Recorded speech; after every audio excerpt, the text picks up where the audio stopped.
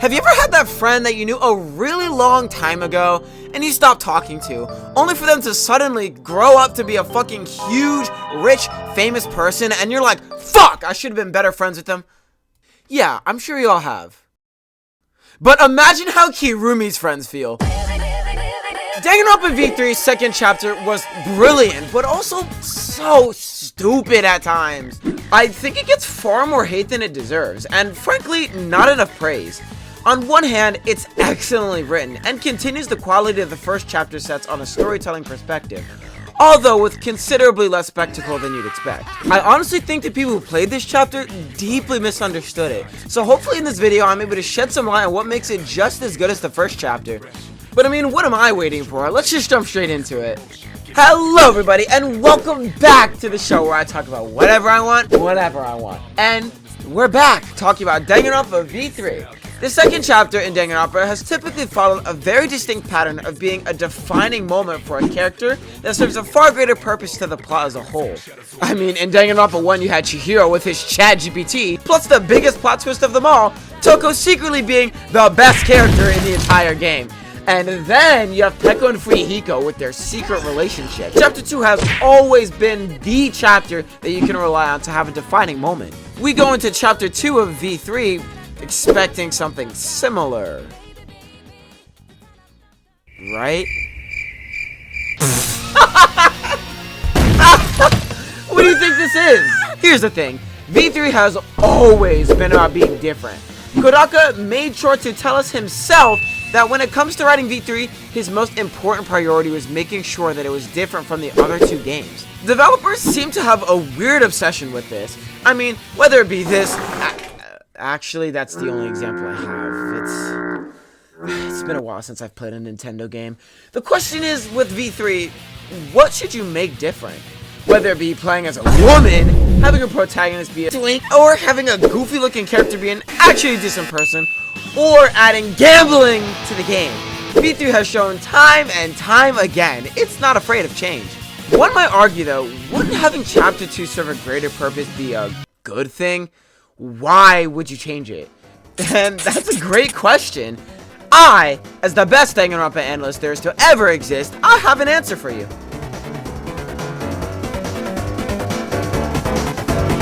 I'm not sure. Even if it isn't a testament to the message of the entire game, I'd argue that Danganronpa 1's third chapter didn't... Oh, wait, actually, that's a bad example. I argue that Danganronpa 2's third chapter didn't... Oh, God, that's an even worse example, because it was bad and it served a narrative purpose. Okay, what about Danganronpa 2's very first chapter?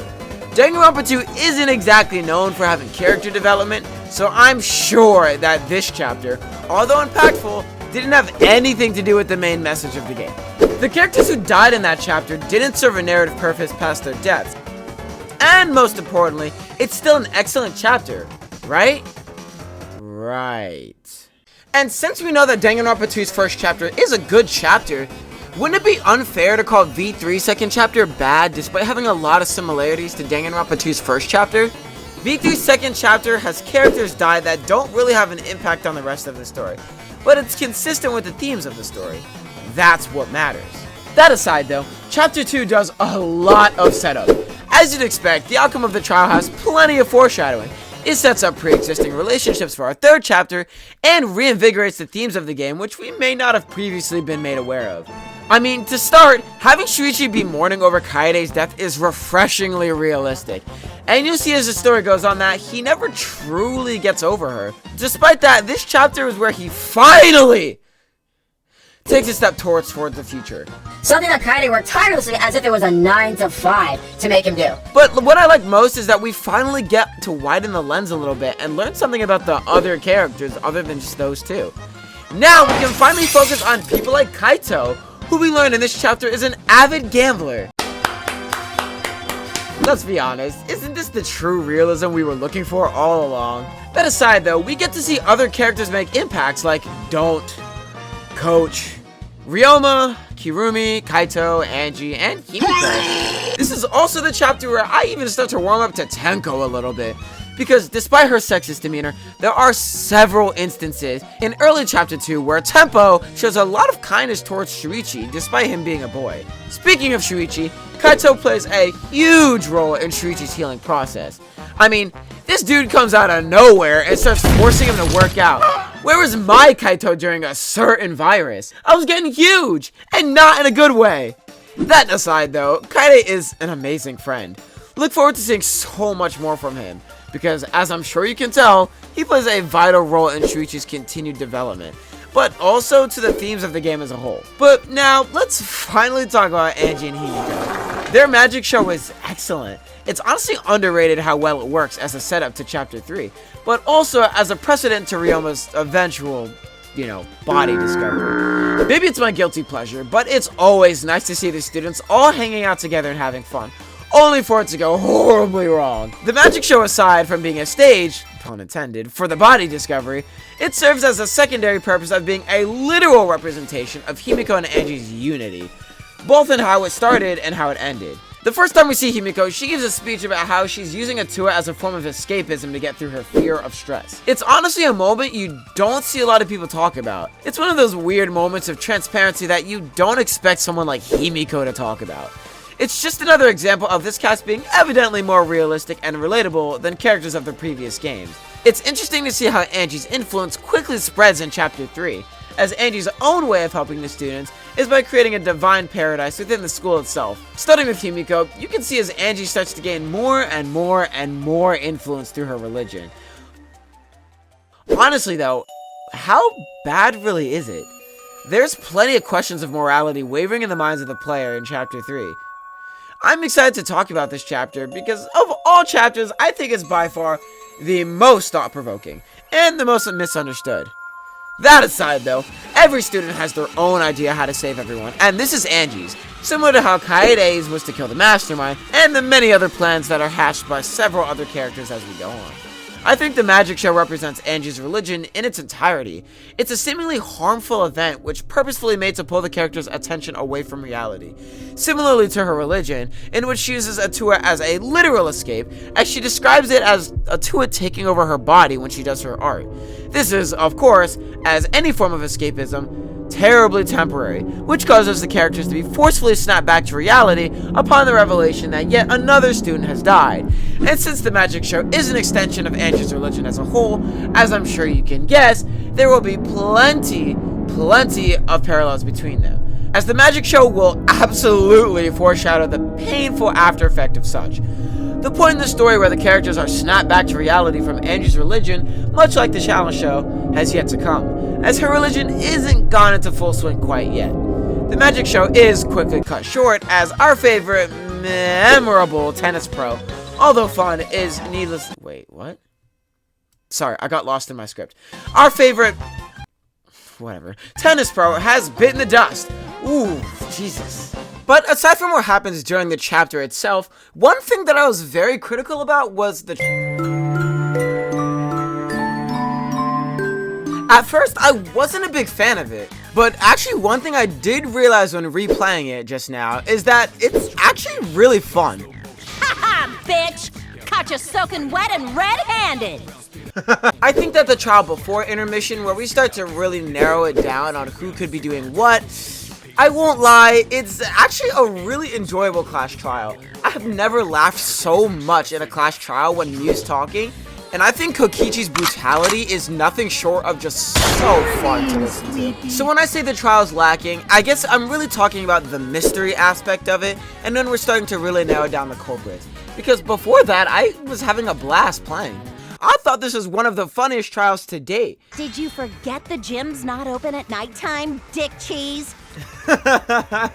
Dick cheese? I thought Kokichi did an amazing job at being funny but also critical, especially the point where he was trying to force Maki and Kaito to fight against each other for innocence. How fucking evil can you be? And then on top of that, there was so much emotional value by the end, and oh, don't even get me started on the post-trial scene and the execution. It was just great all around. So honestly, when I say that the trial is lacking, I'm really just talking about the mystery. The trial itself though, although fun, is needlessly complicated. I mean, the mystery itself is total nonsense to me. Why on earth would you use your gloves to slide down a zipline and create incriminating evidence? Couldn't you just use a substitute? What about a towel? Wait, why even move the body in the first place? Couldn't you have just drowned him and left him there? Did you absolutely need to overcomplicate the murder and create more evidence for yourself? Did you really just want to subject the GOAT to that much suffering? He gave you his life. What the fuck is wrong with you? Thankfully, the mystery isn't what I'm here to discuss. It's the characters. I honestly feel like Ryoma's death and its meaning fly over the head of quite a few players, especially when you juxtapose his death to Kirumi's motive, as well as the big twist of V3 in its entirety. So, you know, spoilers for that, I guess. Ryoma's life and character is defined by his endless journey for a sense of purpose. The idea that when he told Shuichi that the reason he wanted to die was because he was actually jealous of other people who had things to live for was supposed to represent the idea that Ryoma was a lonely man who didn't know what to do with himself. Contrast this to, you know, Kirumi, who had way too much to live for. I mean, I would have worked tirelessly to fulfill that duty. I mean, she already believed that she had to do it in a scenario like this, but it only makes sense for Ryoma to lay down his life for the purpose he thought was just. He had nothing to cling to, and even though it sucks that our GOAT had to die, it generally makes sense that he'd lay down his life here. A man who had nothing to live for compared to a woman who simply had too much to live for. V3 focuses on a lot of contrast, opposites, juxtapositions, and even though these things basically mean the same thing, whatever. Truth versus lies, too much to live for versus nothing to live for, faith versus mistrust, etc. It makes you stop to think and wonder, what other character would have anywhere near a similar impact to us than Ryoma dying in this scenario?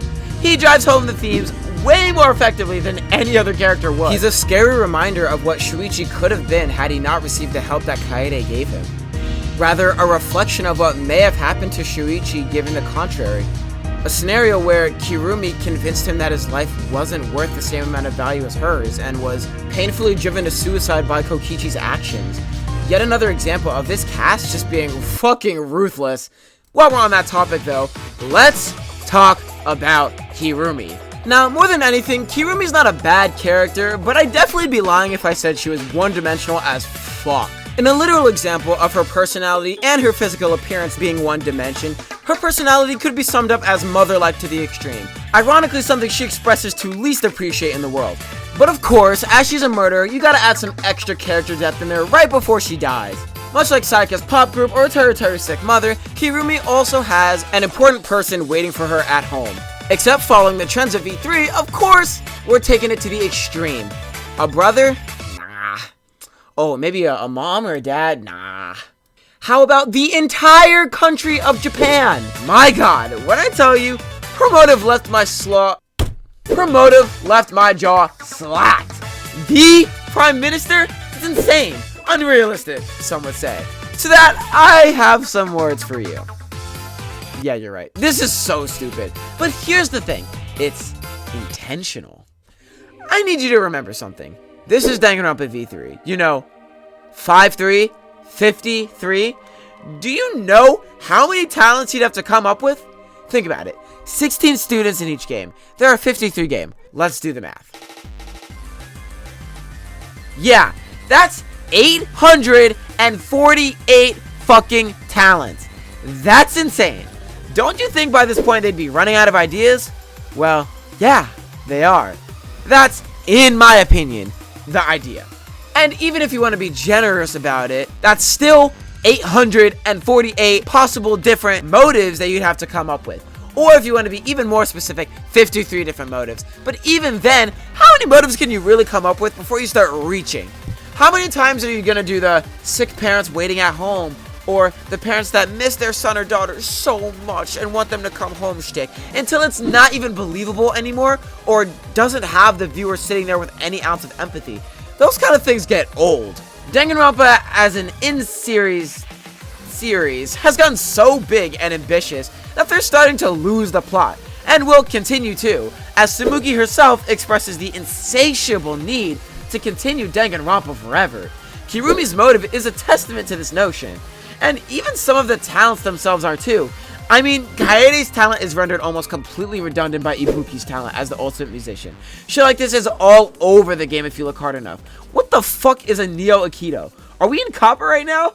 That aside though, Kirumi's character, even having to dance around these themes and opposites, is excellent. Her seemingly calm demeanor completely breaking apart in her raw, unbridled determination to survive, just to save her people, is beautiful. It's amazing seeing her fight so damn hard for human life. It's honestly a one-of-a-kind experience, something that you'd never see Ryoma do, by the way. All in all, skipping over the frankly disappointing mystery, Danganronpa's second chapter is far too underrated. There's so much done here that just completely goes unnoticed, and even worse, overshadowed. The expectations for this chapter doomed it to fail, since chapter 1 left absolutely insane shoes for chapter 2 to fill. Honestly though, I think it did a great job. Danganronpa V3 is a game all about this kind of writing, and I doubt you'd see something as deep as this in Danganronpa 1. And even though there is character development, unlike a certain second game, all the characters are more or less falling down to cliches, and that's really, really nice to not see here. So, as we continue on, we'll see more of these themes, these opposites, and these contrasts, and hopefully people will find a better appreciation for Danganronpa V3, and, of course, the chapters that come with them. So, next time we'll be going over the third chapter, which is infamous for being the worst, and hopefully I can shed some light on that too. Thanks so much for watching, and I'll see you guys next time. Bye-bye.